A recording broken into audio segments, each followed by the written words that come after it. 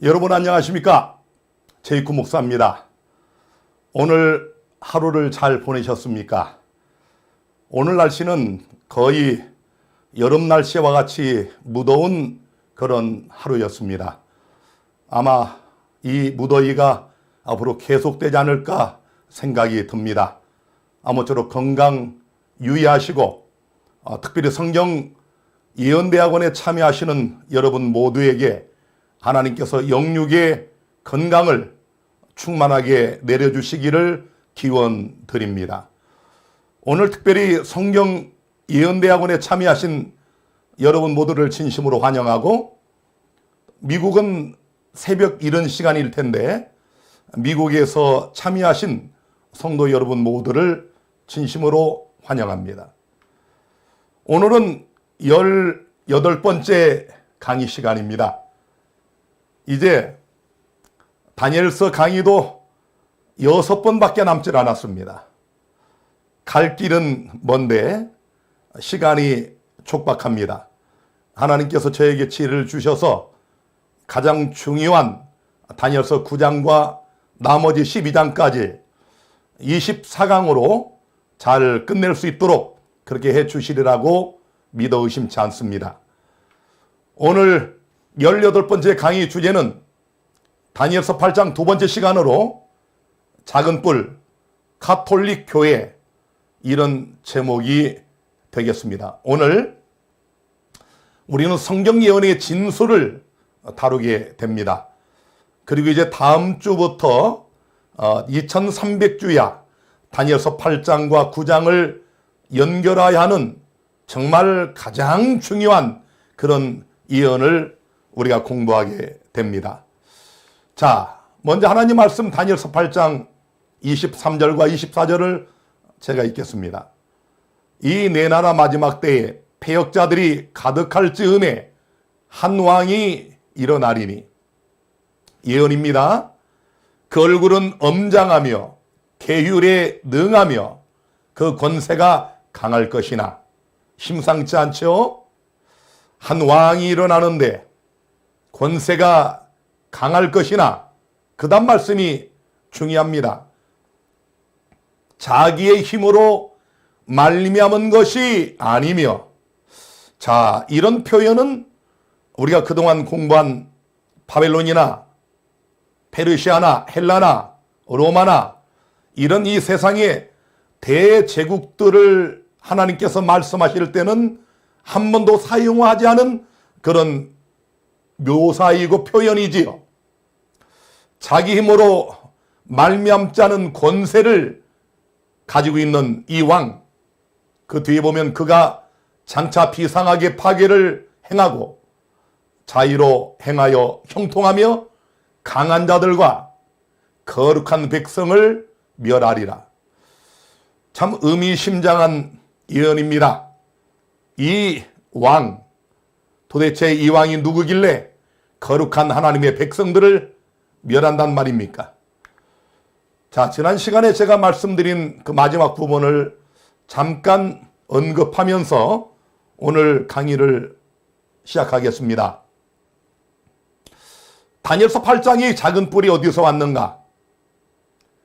뿔 넷이 하늘 사방을 향하여 났더라. 그중 한 뿔에서. 자, 우리 개역성경에 이렇게 번역을 해놨기 때문에 개신교의 많은 신학자들이나 또 목사들이나 예언 연구가들이 그중 한 뿔, 앞에 있는 그 뿔넷, 이 뿔넷 중에 한 뿔이라고 해석을 합니다.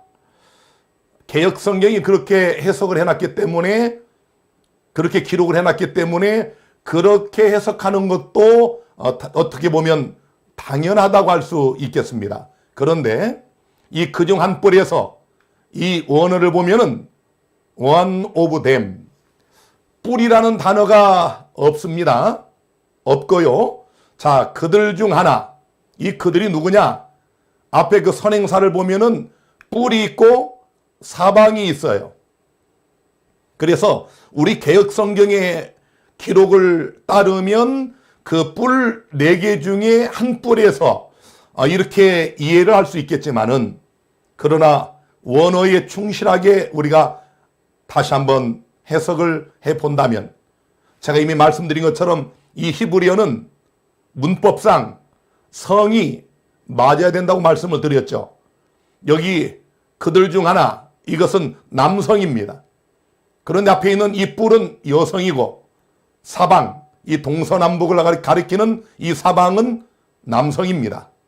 그러므로 그들 중 하나, 이것은 결코 여성으로 표현된 뿔이 될 수가 없습니다.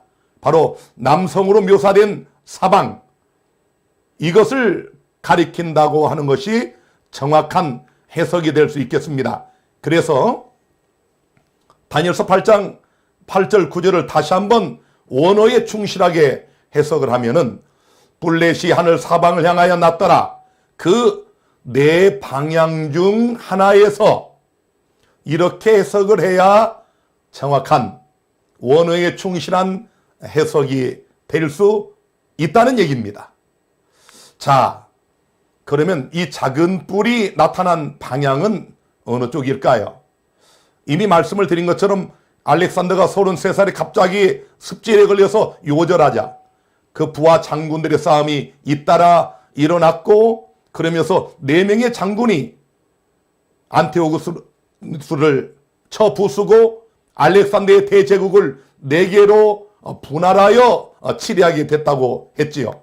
그래서 카산데르와 리시마쿠스, 프톨레미, 셀류쿠스, 이런 4명의 왕들이 알렉산더의 제국을 분할하여 통치하게 되는 헬레니즘 시대를 열게 되는데, 자, 그렇다면 이 네 나라, 이 네 방향 중에서 어떤 방향에서 이 작은 뿔이 나타났을까요?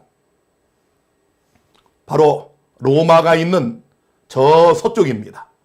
자, 다시 한번 다니엘서 8장 9절을 보면은 그중 한 뿔에서 또 작은 뿔 하나가 나와서, 이것은 이제 그 네 방향 중 한 방향에서 이 작은 뿔이 나와서, 이런 말로 제가 해석을 해드렸고요.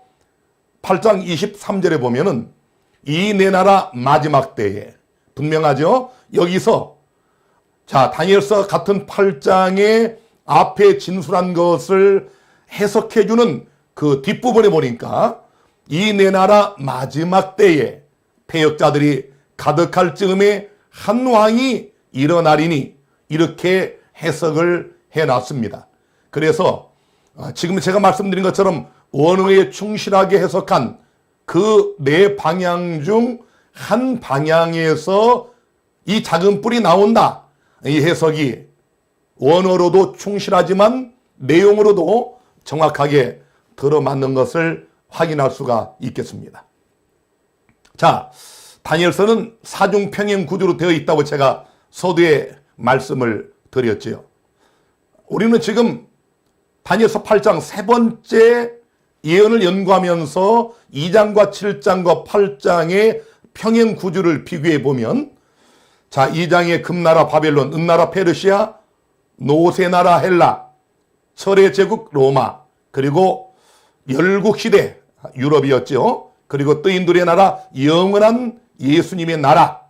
자, 2장은 이렇게 말씀을 했고, 7장에 사자의 나라 바벨론, 곰의 나라 페르시아, 표범의 나라 헬라, 무섭고 놀라운 짐승의 나라 로마, 그리고 이 무섭고 놀라운 짐승의 머리에 10뿔, 그 사이에 작은 뿔.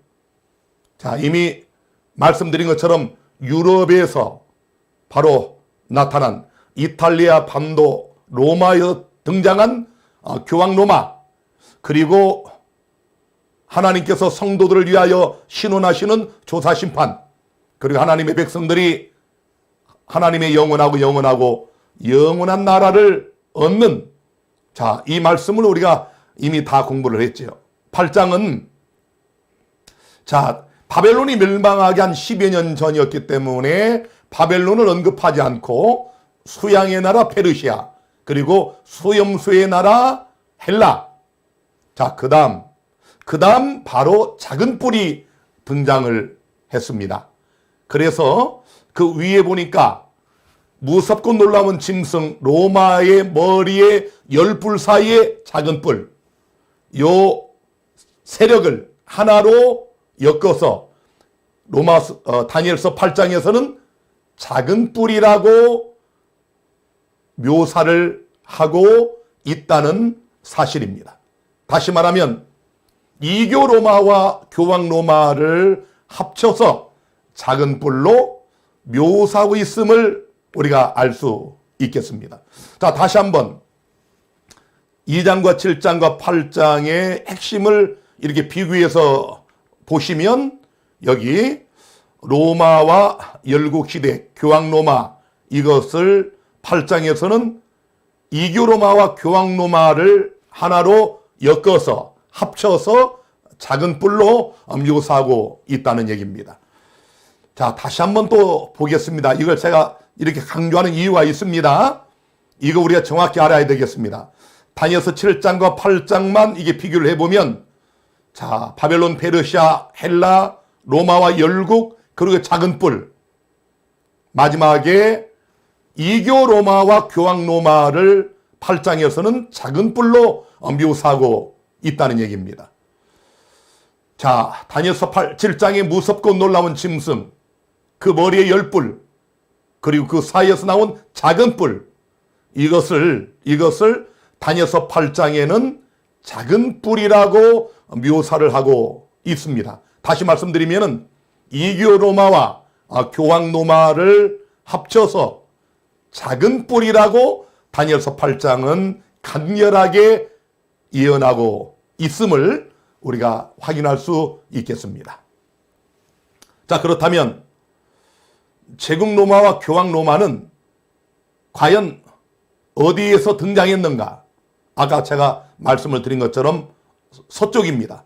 자, 이쪽 서쪽에서 이탈리아 반도에서 로마가 등장하고 또 교황 로마가 등장을 하는데, 다니엘서 8장 9절의 말씀에 보니까 이 작은 뿔 하나가 나와서 남편과 동편과 또 영화로운 땅을 향하여 힘이 커졌다. 애굽이 있는 이쪽의 남쪽, 그리고 또 동쪽과 그리고 힘이 영화로운 땅이라고 묘사된 예루살렘까지 이렇게 힘이 커지면서 세계를 제패하는 바로 로마 제국과 교황 로마의 그런 모습을 하나님께서 이렇게 묘사를 한 것입니다. 자, 제가 이미 보여드린 것처럼 세계사는 바벨론과 페르시아와 헬라, 로마, 이렇게 네 대제국이 등장했다가 역사의 수면 위로 사라지는, 이것을 가리켜서 고대 문명의 몰락이라고 묘사를 하고 있고요. 그 다음에 등장한 바로 존재가 가톨릭 교회였습니다. 대제국들이 몰락하고 교회가 세계사를 지배하는 강력한 권세 있는 이런 세력으로 등장을 하고 있는 겁니다. 다시 한번 8장 23절에 이 내 나라 마지막 때의 패역자들이 가득할 즈음에 한 왕이 일어나리니, 자, 로마의 교황권을 하나님께서 왜 왕으로 묘사를 했을까요?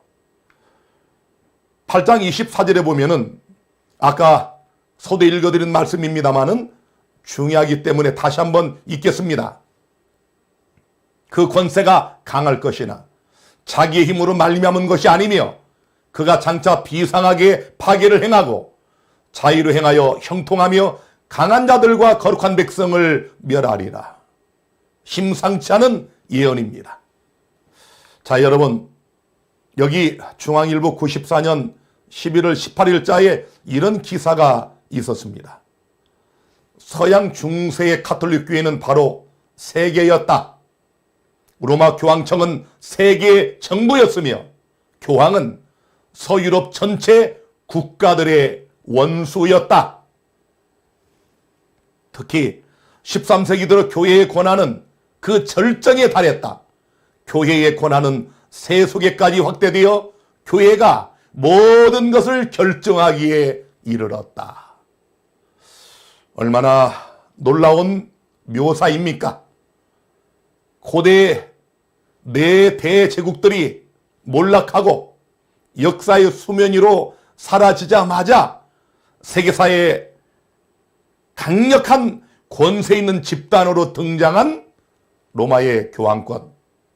여기 교황은 서유럽 전체 국가들의 원수였다. 하나님께서 왜 이 존재를 한 왕이 일어나리니 라고 했는지를 아시겠습니까? 그리고 자기 힘으로 말미암지 않은, 심상치 않은 어떤 영적 존재가 힘을 주는, 그래서 요한계시록 13장에는 이 같은 로마의 교황권을 예언하면서 용이, 사단이 보좌와 권세와 능력을 이 교황권에게 주었다라고 묘사하고 있는 것입니다. 자기 힘으로 말미암지 않는 강력한 권세를 가진 세력, 바로 로마의 교황권 분명합니다. 자, 그런데 다니엘서 8장 10절에 보니까 하나님께서 이렇게 예언을 해놨습니다. 그것이 하늘 군대에 미칠 만큼 커져서 그 군대의 별 중에 몇을 땅에 떨어뜨리고 그것을 짓밟고. 자, 여러분 무엇이 생각납니까? 다시 한번요. 이 다니엘서 8장의 작은 뿔은 이교 로마, 황제가 다스렸던 제국 로마와 교황 로마를 합쳐서 예언을 했다는 사실을 여러분이 유의하시기를 바랍니다. 자, 여러분, 예수님이 어느 나라 군사들에 의해서 죽임을 당했습니까? 여러분이 잘 아시는 것처럼 제국 로마를 통하여 예수님뿐만 아니라 그 후에 수많은 예수님의 제자들, 또 그리스도인들이 바로 로마 제국에 의하여 원형극장에서 이렇게 짐승들의 밥이 되어 순교를 당하는 그런 엄청난 역사가 있었지 않습니까? 제국 로마가 무려 280여 년 동안 그리스도인들을 핍박하고 박해했던 그 역사는 세계사에 정확히 기록되어 있습니다. 불에 태워 죽이고 또 짐승들이 밥이 되어 찢겨 죽임을 당하게 하고 무자비하게 죽여서 그 당시에 오죽하면 그리스도인들이 무덤에 들어가 생활을 했겠습니까? 이게 카타콤의 실제 모습입니다. 저도 여기를 가봤지만은 실제 가보면 이렇게 우리가 뼈들을 볼 수 있어요. 그리스도인들이 제국 로마의 핍박과 박해를 피해서 땅속에서 무덤에서 햇볕을 보지 못하며 예수를 믿고 그들이 그렇게 죽어갔습니다. 수많은 그리스도인들이 잡혀서 이렇게 화형을 당하고 죽임을 당했습니다. 자, 이건 그림이지만 얼마나 사실처럼 묘사를 했습니까? 헤아릴 수 없는 수많은 그리스도인들이 예수님을 믿는다는 한 가지 이유 때문에 이렇게 붙잡혀가서 사자들의, 맹수들의 밥이 되어 순교를 당하게 된 것입니다. 아까 말씀을 드린 것처럼 다니엘 8장 9절에 이 작은 뿔이 남편과 동편과 또 영원한 땅을 향하여 힘이 커지더니 이렇게 예언이 되어 있는데, 남편은 주전 146년에 3차에 걸친 결전에서 로마가 카르타고를 멸망시키고 지중해의 해상권을 장악을 했고요. 주전 30년에는 애굽도 병합을 시킴으로 남편을 그들이 지배하게 됩니다. 동편은 주전 168년에 지리적으로 로마의 동편에 위치한 마게도니아 왕국을 세 차례의 전쟁 끝에 완전히 항복시킨 역사를 상기시켜주고 있고요. 영화로운 땅은 아까 말씀드린 것처럼 예루살렘, 하나님을 섬기는 백성들이 있는 그 땅을 의미하고 있는데, 주전 63년에 영화로운 땅으로 불리우던 유대를 로마의 장군 폼페이가 점령을 하고, 우리가 잘 아는 것처럼 우리가 이 성경예언 대학원 서론에 제가 여러분에게 수없이 강조하여 말씀을 드린 것처럼 서기 70년에 로마의 장군 타이터스에 의하여 예루살렘이 완전히 멸망을 당하게 되지 않습니까? 자, 그 다음에 이제 다니엘서 8장 9절입니다. 또 스스로 높아져서 군대의 주제를 대적하며 무섭지요. 자, 바벨론도 페르시아도 헬라도 로마도 이렇게 하지 않았습니다. 스스로 높아져서 군대의 주제를 대적하며 그에게 매일 드리는 제사를 제하여 버렸고 그의 성소를 헐었으며 엄청난 예언입니다. 자, 하나님께서는 사도 바울의 펜을 통하여 데살로니가후서 2장 4절에 저는 대적하는 자라 범사 일컫는 하나님이나 숭배함을 받는 자 위에 뛰어나 자존하여 하나님 성전에 앉아 자기를 보여 하나님이라 하느니라 라고 기록을 해놨습니다. 다니엘서 8장 11절에는 또 스스로 높아져서 군대의 주제를 대적하며 일맥상통한 말씀 아닙니까? 또 우리가 지난번에 공부했지만 다니엘서 7장 25절에는 그가 장차 말로 지극히 높으신 자를 대적한다고 예언을 해놨습니다. 자, 여기 이제 가톨릭 교회의 기록을 하나 봅니다. 1895년. 법왕은 예수 그리스도의 대표일 뿐 아니라 육신의 휘장으로 가리워진 예수 그리스도 자신이다. 여러분, 이 세상에 존재하는 어떤 종교 집단의 우두머리가 이런 말을 할 수 있단 말입니까? 그것도 공개적으로 당당하게. 로마의 가톨릭입니다. 교황권입니다. 또 여기 한 기록에 보면 법왕은 숭고하고 지존하며 단순히 인간이 아니며 하나님과 같은 분이며 하나님의 대리자시다. 법왕은 거룩한 군주요 지존의 제사장이요 왕 중의 왕이시므로 만일에 천사들이 신앙을 잘못한다면 그들을 심판하고 파문에 처할 수 있다. 엄청난 얘기죠. 이 땅에 존재하는 어떤 인간이 감히 이런 주장을 할 수 있다는 얘기입니까? 로마의 가톨릭 교황권만이 할 수 있는 언사입니다. 자, 페라리스의 교회사 교황에 대한 난을 보면은 교황은 지극히 숭엄하시고 높으신 분이시기 때문에 그는 단순한 인간이 아니라 하나님이며 하나님의 대리자이다. 참 기가 막히지 않습니까? 여러분, 교황은 단순한 인간이 아니다. 하나님이다. 아까 말씀 생각납니까? 자기를 스스로 높여서 하나님의 성전에 앉아서 자기를 하나님이라고 하는, 하나님을 대적하는 참남한 말을 하는 존재. 바로 다니엘서는 그가 로마의 가톨릭 교황권이라고 예언을 해놨습니다. 교황 레오 13세는 이렇게 선언을 했습니다. 우리는 이 땅 위에서 전능하신 하나님의 자리를 차지하고 있다. 두렵지 않나요? 우리는 이런 말씀을 자주 들었고 이런 기록을 자주 봤기 때문에 별로 놀라지 않지만 사실 이 예언을 처음 연구하는 분들은 참으로 엄청 놀랄 일입니다. 어떻게 감히 우리와 성경이 똑같은 인간이 우리는 이 땅에서 전능하신 하나님의 자리를 차지하고 있다라고 말할 수 있단 말입니까? 자, 교황이 지금 여러분 어느 미사 강연 집회에 참석을 했는데 졸고 있는 모습입니다.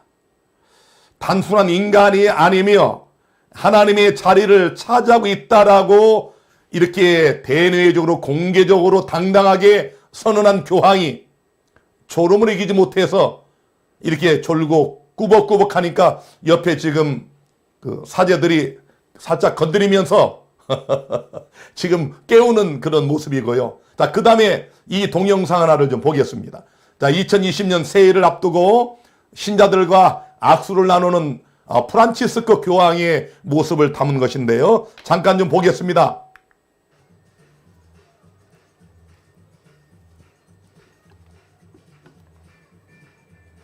자, 교황이 밝은 미소를 띠고 사람들을 만나고 자 돌아설리는 그 순간에 저 여인이 교황과 악수를 하고 싶어 덥석 교황의 손을 잡았습니다. 자, 그 다음에 교황의 모습을 잘 보세요. 예. 저 얼굴 보십시오. 예. 자. 자기의 손을 이제 갑자기 이렇게 붙잡는 그 여자에 깜짝 놀라가지고, 예, 아주 인자한 모습은 온데간데 없이 여자를 아주 찹쌀찹쌀 손등을 때리고 인상을 쓰는 그런 로마 교황 프란치스코의 모습을 봤습니다. 자, 그런데 이렇게 우리와 똑같은 성령을 지닌 이런 교황을 하나님이라고 당당히 말하고 있는 이들이 전능하신 하나님 앞에 얼마나 참남한 죄를 짓고 있습니까? 자, 그 다음 이제 8장 9절 다시 한번 읽겠습니다.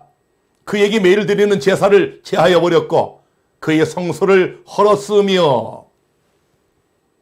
이미 우리가 잘 아시는 것처럼 예수님께서는 하늘로 승천하셔서 우리를 위한 제사장이 되시고 대제사장의 직분을 가지셨지요.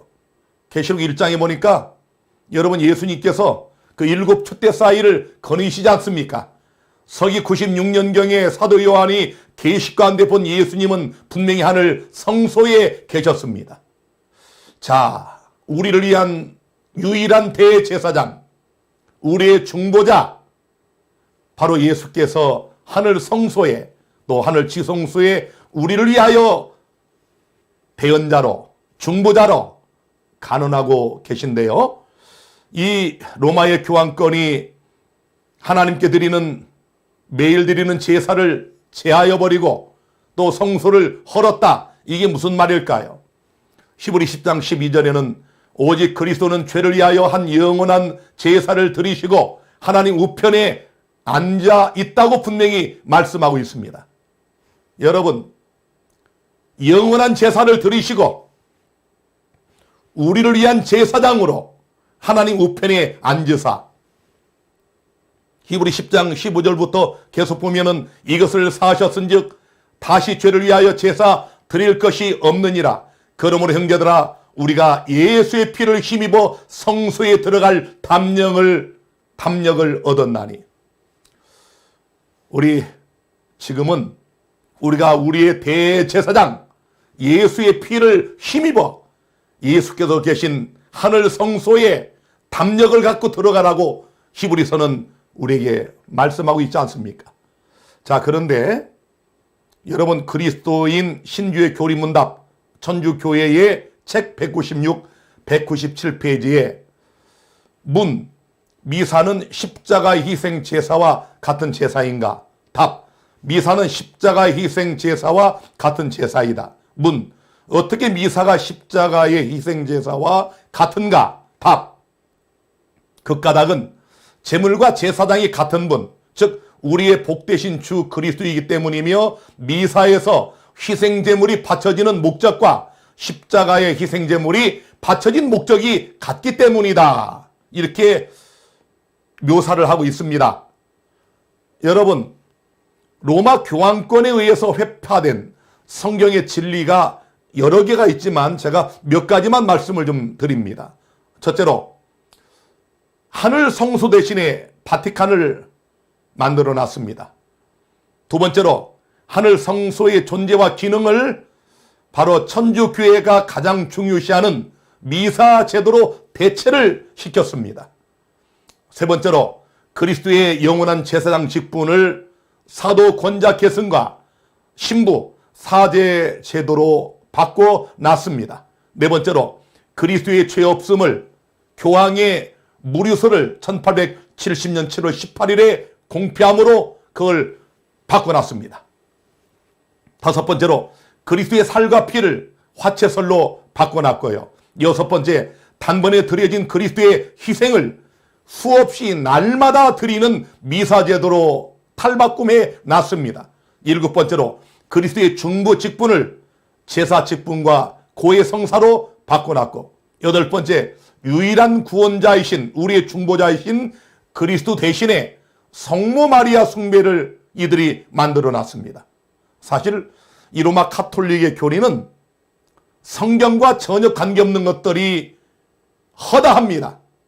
성경의 진리에서 완전히 이탈된 그런 교리와 신조를 믿는 교회가 로마의 가톨릭입니다.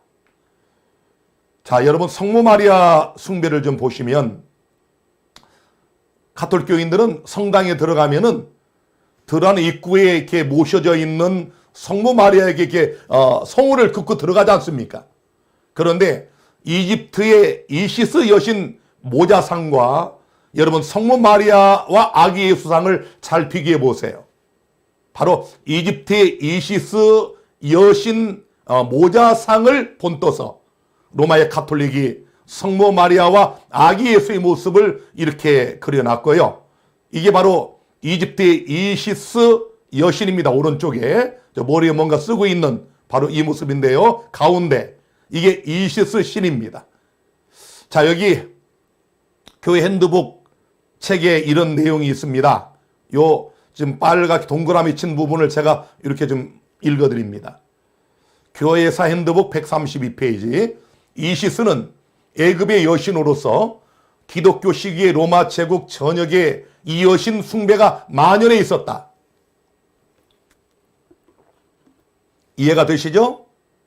자, 기독교 시기의 로마 제국 전역에 이 이집트 이시스 여신 숭배가 만연해 있었다. 이시스는 후기 이방 종교의 우주적 어머니였다. 이시스를 열정적으로 숭배하는 자들은 그 여신을 대동정녀 혹은 신의 어머니라고 불렀고 4세기 말에 이방 종교가 비합법화되고 그들의 신전이 파괴되자 자연히 그들의 위안을 위해 마리아에게 의존하게 되었다. 놀랍지 않습니까? 이제 성모 마리아가 어디서 연유한 것인지를 여러분 아시겠습니까?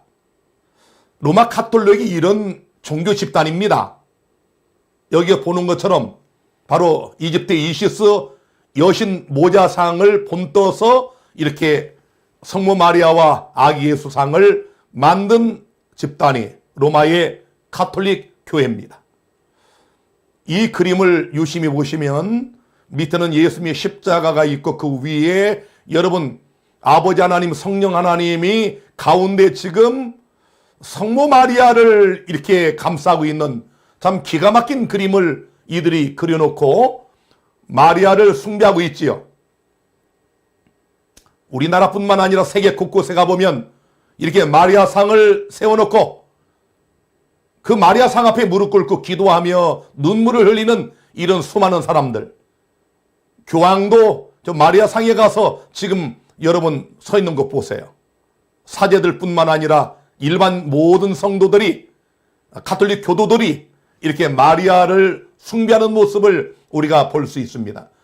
물론 가톨릭 교인들은 그렇게 얘기합니다. 숭배가 아니고 존경하는 것이다. 여러분 존경하는데 어떻게 저렇게 무릎을 꿇을까요? 성경 어디에 여호와라 일컫는 하나님 외에 성령 하나님 외에 예수 그리스도 외에 무릎을 꿇고 이렇게 경배를 한단 말입니까? 로마 교황권이 마리아를 신격화하기 위해서 만들어낸 5가지 거짓말이 있습니다. 첫째로 마리아는 평생 처녀였다. 마리아 종신 처녀설입니다. 두 번째로 마리아는 하나님의 어머니다. 마리아 모성. 세 번째로 마리아는 원죄에 물들지 않고 태어났다. 마리아 무죄 잉태설. 기가 막히지 않습니까? 네 번째로 마리아는 죄 없는 삶을 살았다. 마리아 평생 무죄설. 다섯 번째로 마리아는 죽은 후에 시체가 썩지 않고 승천하였다. 마리아 승천설.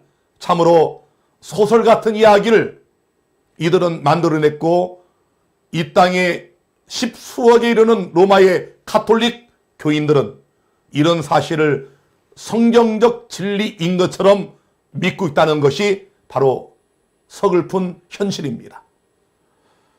여기 아베마리아 출판사가 여러분 출판한 마리아의 비밀 이런 책이 있습니다. 자, 이 책 중에 요 41페이지에 요 부분을 제가 크게 확대해서 읽어드립니다. 우리는 마리아를 통하지 않고 마리아의 중개와 마리아의 협조 없이는 결코 주님께 가지 말아야 합니다. 참 기가 막히지 않습니까? 자, 그래도 마리아를 숭배하지 않고 존경하는 겁니까? 자, 그 다음에 우리는 예수님께 기도할 때에도 마리아 없이는 결코 하지 말아야 합니다. 이런 것을 망언이라고 합니다. 이런 것을 참남한 말이라고 말하는 것입니다. 자, 여러분, 우리와 같은 성경 66권을 믿는, 또 여호와 하나님을 믿고 예수님을 구주로 믿는 이 가톨릭 교인들이 어떻게 이런 소설 같은 기이한 교리를 믿을까요? 이사야 45장 20절에는 열방 중에서 피난한 자들아 너희는 모여오라, 한 가지로 가까이 나오라, 나무 우상을 가지고 다니며 능히 구원치 못하는 신에게 기도하는 자들은 무지한 자니라. 그렇습니다. 하나님 외에, 예수님 외에, 성령님 외에 우리에게는 기도의 대상이, 경배의 대상이 결코 있을 수가 없습니다. 마리아의 영광 260페이지에는 이렇게 말합니다. 오 마리아 시여, 성부 성자 성령의 삼위께서 당신에게 한 이름을 주셨으니 곧 모든 이름 위에 뛰어난 이름이며 하늘에 있는 것들과 땅에 있는 것들과 땅 아래 있는 것들로 모든 무릎을 당신의 이름 앞에 꿇게 하실 이름이니이다. 참 갈수록 태산이라더니만 기가 막히지 않습니까? 여러분 어디서 많이 본 말씀 아닙니까? 자, 여러분 빌립보 2장 9절로 11절에 이름으로 하나님이 그를 지극히 높여 예수님을 높여 모든 이름 위에 뛰어난 이름을 주사 하늘에 있는 자들과 땅에 있는 자들과 땅 아래에 있는 자들로 모든 무릎을 예수의 이름에 꿇게 하시고 모든 입으로 예수 그리스도를 주라 시인하여 하나님 아버지께 영광을 돌리게 하셨느니라. 오직 예수님밖에 없지 않습니까? 그런데 어찌 감히, 여러분 뭐라고 다시 한번 봅니다. 오 마리아시여, 성부 성자 성령의 삼위께서 당신에게 한 이름을 주셨으니 이 땅이 모든 이름 위에 뛰어난 이름이며 하늘에 있는 것들과 땅 위에 있는 것들과 땅 아래 있는 것들로 모든 무릎을 당신의 이름 앞에 꿇게 하실 이름이니이다. 얼마나 참남한 주장입니까? 자, 계시록 22장 8절과 9절에 보면은 이것들을 보고 들은 자는 나 요한이니 내가 듣고 볼 때 이 일을 내게 보이던 천사의 발 앞에 경배하려고 엎드렸더니, 자, 사도 요한이 계시 중에 천사를 보고 그냥 그 모습이 너무도 거룩하고 엄숙해서 발 앞에 경배하려고 이게 엎드렸어요. 그랬더니 저가 내게 말하기를 나는 너와 내 형제 선자들과 또 이 책의 말을 지키는 자들과 함께 된 종이니 그리하지 말고 오직 하나님께 경배하라. 얼마나 정확한 진리입니까? 우리의 경배 대상은 하나님밖에 없으며 우리의 기도 대상은 예수 그리스도밖에 없어요. 거기에 결단코 마리아가 낄 수가 없다는 얘기입니다. 마리아는 누가복음 1장 38절에 가로되 주의 계집종이 오니 말씀대로 내게 이루어지이다. 여러분 계집종입니다. 계집종. 또 여기 누가복음 1장 말씀 보면은 마리아가 가로되 내 영혼이 주를 찬양하며 내 마음이 하나님 내 구주를 기뻐하였음은 그 계집종의 비천함을 돌아보셨음이라.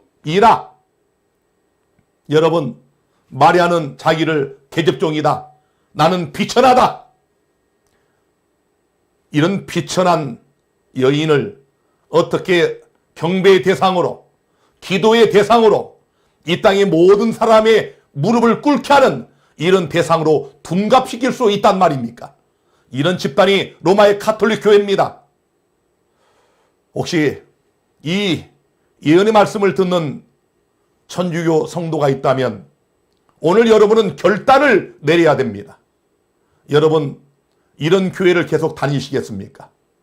성경에서 떠나버린, 기독교인들의 구원의 교과서인 바이블, 성경의 진리에서 완전히 떠나버린 이런 교회에서 속히 나오셔야 됩니다. 디모데전서 2장 5절에는 하나님은 한 분이시요 또 하나님과 사람 사이의 중보도 한 분이시니 곧 사람이신 그리스도 예수라고 분명히 못 박아놨습니다. 마리아가 결단코 우리와 하나님 사이에 중간에 끼를 수가 없다는 얘기입니다. 요한일서 2장 1절에도 나의 자녀들아 내가 이것을 너희에게 쓰면 너희로 죄를 범하지 않게 하람이라. 만일 누가 죄를 범하여도 아버지 앞에서 우리에게 대언자가 있으니 곧 의로우신 예수 그리스도시라. 성모 마리아가 아닙니다. 스스로 비천하다고 자백했던 그 여자가 결코 우리의 기도의 대상이 될 수가 없습니다. 이 땅의 모든 사람의 무릎이 그 앞에 꿇을 수가 없어요. 우리가 마땅히 무릎 꿇어 경배하고 찬양하고 기도할 대상은 예수 그리스도 여호와 하나님밖에 없다는 사실입니다. 자, 8장 12절로 들어갑니다.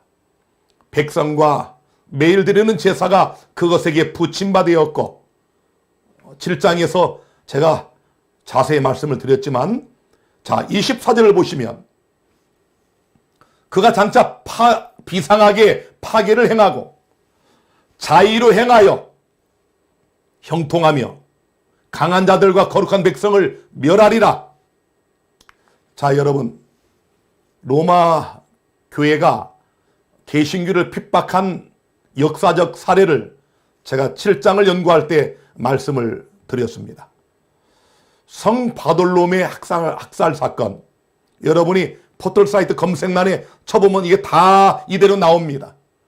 1572년 8월 24일 밤 프랑스 파리시에서 심야에 울려 퍼지는 성당의 종소리와 함께 축제일에 모여든 개신교도들을 학살하기 시작하여 2개월 만에 걸친 학살을 자행한 결과 7만여 명의 개신교인들을 사정없이 죽인 끔찍한 사건입니다. 이때 로마의 카톨릭은 성직자들이 축하 행진을 하였고 학살 기념 메달을 만들었고 기념 벽화를 그렸습니다. 로마의 교황은 프랑스 왕에게 훈장을 보냈습니다.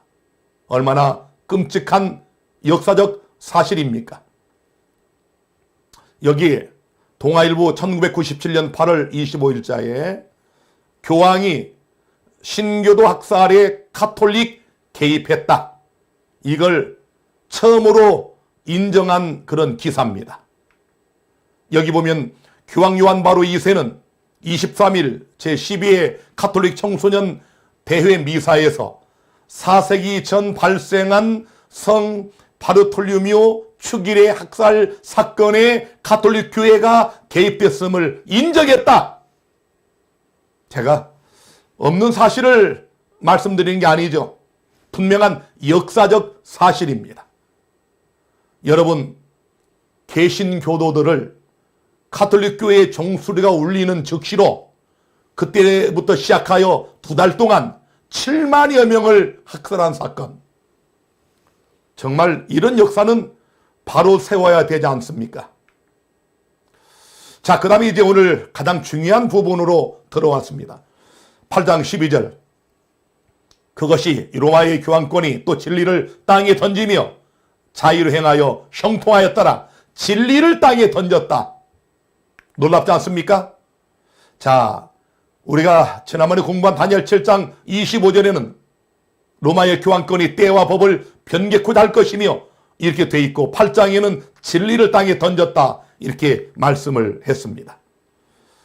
지난번에도 말씀을 드린 것처럼 하나님의 십계명과 로마 천주교회의 위조된 십계명을 여러분 비교해 보시기를 바랍니다.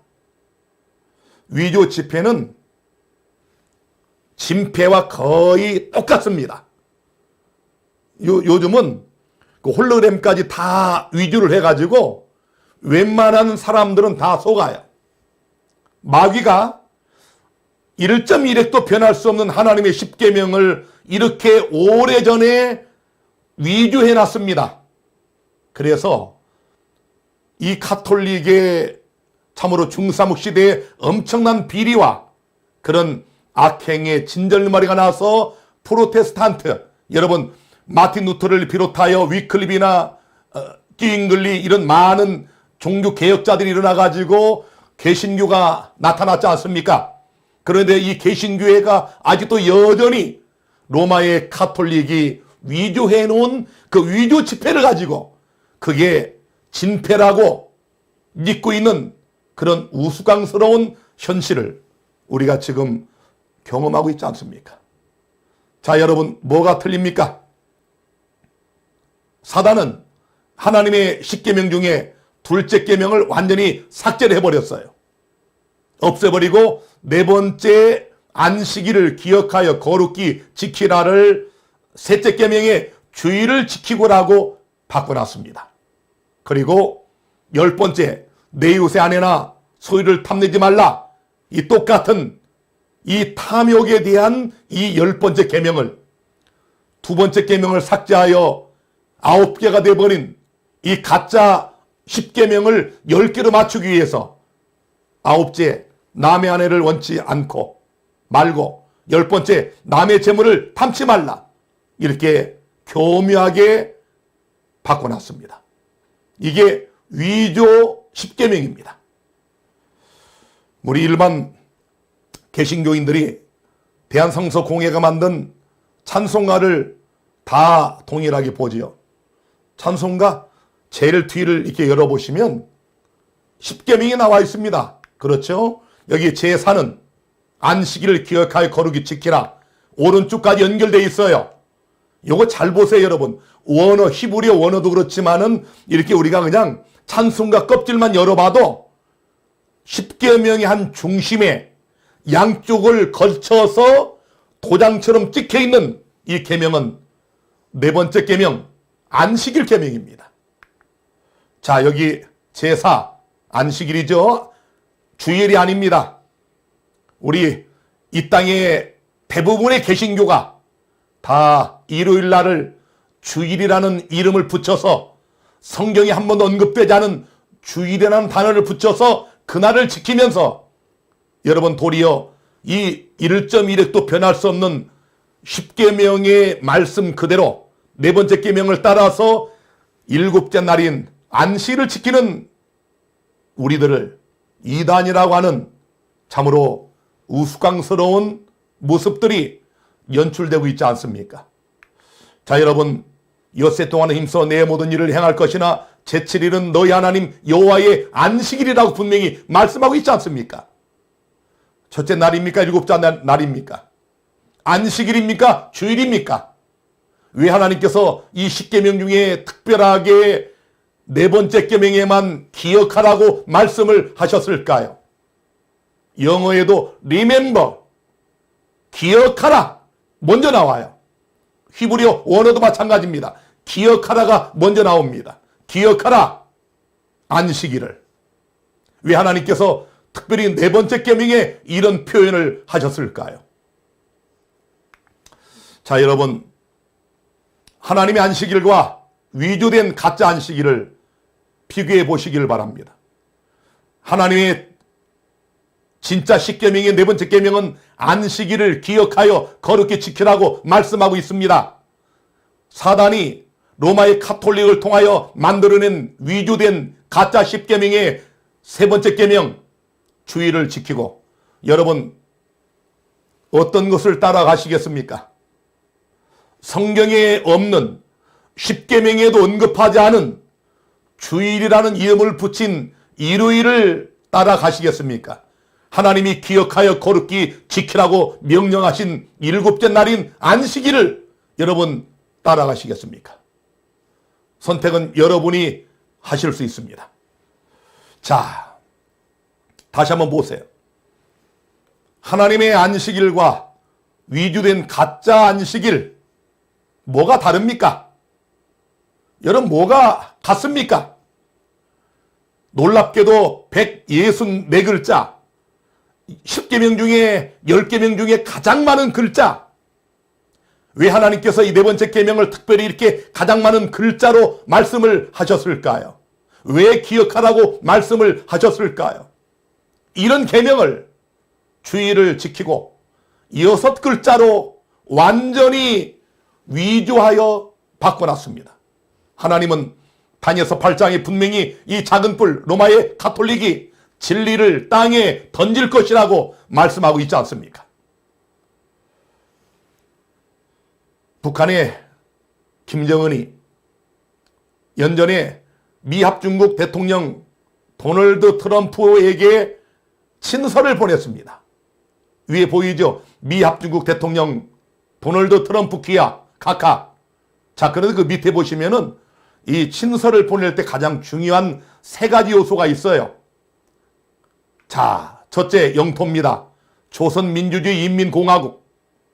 직위 국무위원회 위원장. 이름 김정은. 요 3가지가 반드시 들어갑니다.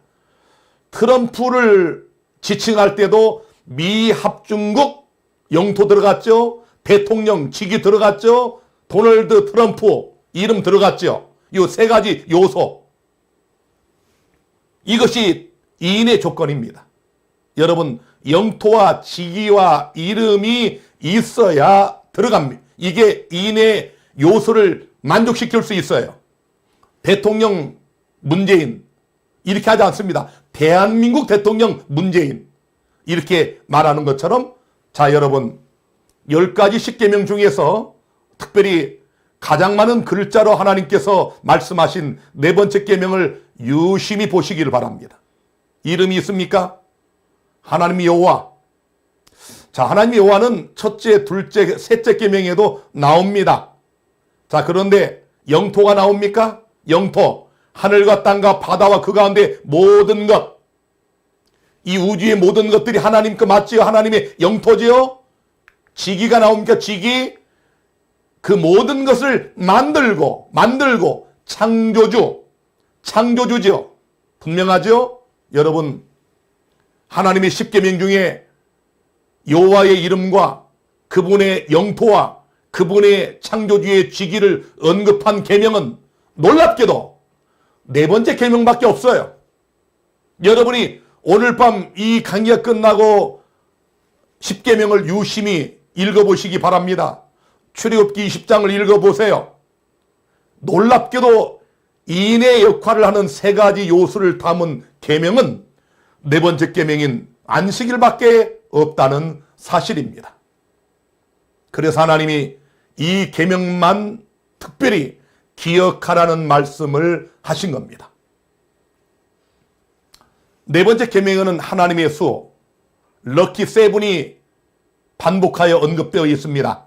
7째 날, 7째 날입니다. 첫째 날이 아닙니다. 일요일이 아닙니다. 7째 날인 토요일, 이 날을 기억하라고 하셨고, 이건 하나님의 숫자입니다. 이제 우리가 요한계시록을 공부할 때 다시 한번 배우겠지만은 666은 사단의 숫자입니다. 6은 사단의 숫자, 7은 하나님의 숫자입니다. 그래서 이 4번째 계명은 아까 그 찬송가에서 여러분이 보신 것처럼 하나님의 계명과 인간에 대한 계명, 이 10계명을 양쪽으로 이어주는 한가운데 도장의 역할을 하는 가장 중요한 계명임을 우리가 확인할 수 있겠습니다. 그래서 출애굽기 31장 13절에 너는 이스라엘 자손에게 고하여 이르기를 너희는 나의 안식일을 지키라. 이는 나와 너희 사이에 너희 대대의 표징이니. 분명합니까? 안식일은 하나님과 하나님 백성 사이의 대대의 표징이라고 말씀을 하고 있습니다. 또 에스겔 20장 12절과 20절에도 또 나는 그들을 거룩하게 하는 여호와인 줄 알게 하려 하여 내가 안식일을 주어 그들과 나 사이의 표징을 삼았었노라. 또 나의 안식일을 거룩하게 할지어다. 이것이 나와 너희 사이의 표징, 도장이 되어. 분명합니까? 안식일은 하나님의 인입니다. 계시록에 가보면 하나님의 인받은 백성들이 나타나지 않습니까? 자, 여러분, 야고보서 2장 11절에는 누구든지 온율법을 지키다가 그 하나에 거치면 모두 범한 자가 된다고 경고하고 있습니다. 여러분이 다른 계명 아무리 다 잘 지켜도 하나님께서 기억하여 거룩히 지키라고 명령하신 10계명 중에서 가장 중앙에 하나님의 인의 역할을 하는 4째 계명을 지키지 않는다면 여러분은 십계명 전부를 범하는 죄를 짓는 것입니다. 야고보서 2장 12절에 간음하지 말라 하신 이가 또한 살인하지 말라 하셨은즉 비록 내가 간음하지 아니하여도 살인하면 율법을 범한 자가 되느니라. 그렇습니다. 여러분이 부모를 공경하고 간음하지 않고 살인하지 않고 도적질하지 않아도 안식일을 지키지 않으면 여러분은 십계명 전체를 범하는 죄를 짓는 것입니다. 마태복음 5장 18절에 예수님은 진실로 너에게 이르노니 천지가 없어지기 전에는 율법의 1.1획이라도 반드시 없어지지 않냐고 다 이루리라고 분명히 말씀하고 있지 않습니까? 하나님의 십계명은 1.1획이라도 없어지지 않습니다. 댄 브라운이 쓴 다빈치 코드, 바로 이 책입니다. 제가 그 당시에 이 책을 살 때 서점에서 품절이 돼가지고 기다리다가 샀습니다. 베스트셀러에 올랐던 책인데요. 자, 여러분, 소설계의 빅뱅 댄 브라운의 최고의 화제작, 레오나르도 다빈치의 작품 속에 교묘하게 숨겨진 암호들, 유럽의 성당과 성체를 넘나드는 숨막히는 추격전, 뭐 이렇게 해가지고 나온 책인데요. 자, 여러분 잘 보세요. 여기 이 부분을 좀 잘 보세요. 기독교 이전 시대에 미트라라는 신이 있었는데 흔히 하느님의 아들 혹은 세상의 빛이라 불리는 신이었어. 이 신이 태어난 날이 바로 12월 25일이었고, 자, 여러분, 크리스마스가 여기서 나온 겁니다. 자, 크리스마스가 미트라 신을 섬기던 바로 미트라 신이 태어난 그날을 갖다가 예수님의 탄생일로 로마의 카톨릭이 바꿔놓은 거예요. 둔갑시켜 놓은 겁니다. 자, 그 다음 보세요. 더 중요한 문제가 여기 나옵니다. 심지어는 기독교에서 매주 지키는 주일도 사실은 다른 종교에서 훔쳐온 것이거든. 대화식으로 돼 있는데요. 그건 또 무슨 뜻이에요? 랭든이 설명했다. 자, 여러분 그 다음 보세요. 원래 기독교는 유대교의 안식일인 토요일을 주일로 지켰어요. 그런데 콘스탄티누스가 그걸 태양의 날과 일치하도록 바꿔버린 거예요. 놀랍지 않습니까? 그 밑에 보세요. 오늘날까지도 기독교인들은 일요일, 해날, 썬데이만 되면 그날이 원래 태양신을 숭배하던 날인 것도 모르고 교회에 가곤 하지요. 자, 여러분, 얼마나 놀랍습니까? 이게 안식일교회 책입니까? 전혀 상관없습니다. 여러분, 여기에 보세요. 12월 25일 미트라 태양신의 탄생일이 예수님의 탄생일 크리스마스로 바뀌고 둔갑하고, 여기 해의 날, 썬데이, 태양의 날, 태양신을 숭배하던 그날을 여러분 태양신을 숭배하는 날인 것도 모르고 그날을 주일이라고 해서 이 땅에 많은 개신교인들이 교회를 간다. 얼마나 놀라운 비밀입니까? 하나님께서는 다니엘서 8장에 이 작은 뿔 로마의 가톨릭이 진리를 땅에 던진다고 분명히 예언을 해놨지 않습니까? 일요일 예배의 시작의 배경을 잠깐 살피면 325년 니케아 총회에서 일요일을 부활절로 성수하도록 결의하고 343년 사르티카 회의에서 일요일을 주의 날로 개칭을 합니다. 주의 날이 여기서 나왔습니다. 364년 라오디게아 총회에서 일요일을 성일로 구별하는 법규를 결의합니다. 여러분, 이게 역사예요. 일요일 소위 주일 예배는 성경에 없는 로마의 카톨릭이 바꿔놓은 거짓 안식일입니다. 사랑하는 성도 여러분, 여러분은 어디로 가시겠습니까? 사단이 로마 카톨릭을 통해서 성경에도 없는 위조된 십계명을 통하여 만들어 놓은 가짜 안식일 주일로 가시겠습니까? 아니면 1.16도 변할 수 없는 하나님의 십계명의 네 번째 계명인 그 계명에서 우리에게 기억하여 거룩히 지키라고 말씀한 일곱째 날인 안식일로 가시겠습니까? 여러분 교황권을 따라가시겠습니까? 아니면 예수님을 따라가시겠습니까? 선택은 여러분의 몫입니다. 결단은 여러분의 몫입니다. 마태복음 5장 8절 9절에 이 백성이 입술로는 나를 존경하되 마음은 내게서 멀도다. 사람의 계명으로 교훈을 삼아 가르치니 나를 헛되이 경비하는도다 하였느니라. 사랑하는 성도 여러분, 여러분은 입으로만 하나님을 사랑한다고 하는 이런 잘못된 신앙을 가진 성도는 혹시 아닙니까? 입술로는 하나님을 존경한다고 하면서 마음은 하나님에서 먼 이런 성도는 혹시 아닙니까? 오늘 이 저녁에 여러분은 무엇을 보셨습니까? 또 무엇을 생각하셨습니까? 또 어떤 결단을 하시겠습니까? 우리 주님 이 땅에 재림하시는 재림이 참으로 임박한 역사의 마지막 때에 이렇게 하나님의 거룩한 예언을 통하여 속속들이 비밀이 다 드러나는 이런 말씀을 보시면서 오늘 이 밤 우리 생명 타는 그날까지 오직 예수님만 따라가고 말씀만 따라가는 저와 여러분이 되기를 간절히 바라면서 오늘 18번째 강의 여기서 마치겠습니다. 여러분 평안한 밤 되시길 바랍니다. 감사합니다.